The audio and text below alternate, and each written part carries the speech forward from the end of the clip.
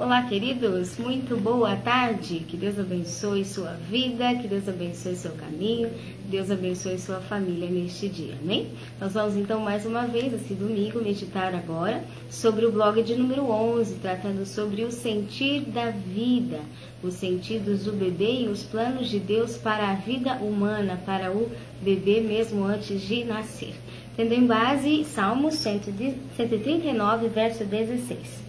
Que diz: os teus olhos viram o meu corpo ainda informe, todos os dias que foram ordenados para mim no teu livro, foram escritos quando nenhum deles havia ainda.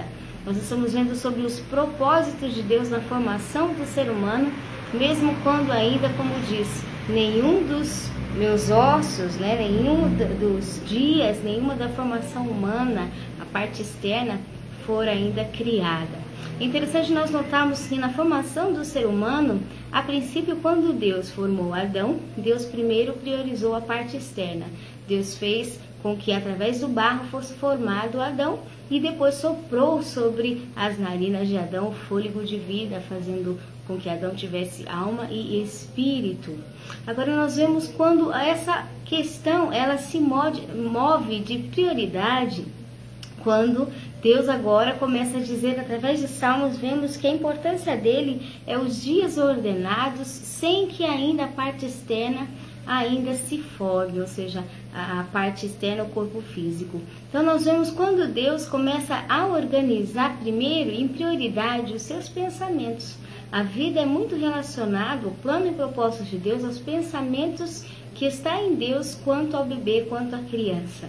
E primeiro diz aqui o versículo de Salmo 139, que os dias, os pensamentos, tanto do espírito como da alma da criança e do corpo, eles são ordenados, organizados, para que depois a parte externa se cumpra. Então, quando uma criança, uma vida nasce, é todo um projeto de Deus, todo um pensamento de Deus, diferente do ser humano que quando pensa, é uma hipótese, é uma tentativa, pode ser pensar em uma proposta que tanto pode acontecer como não.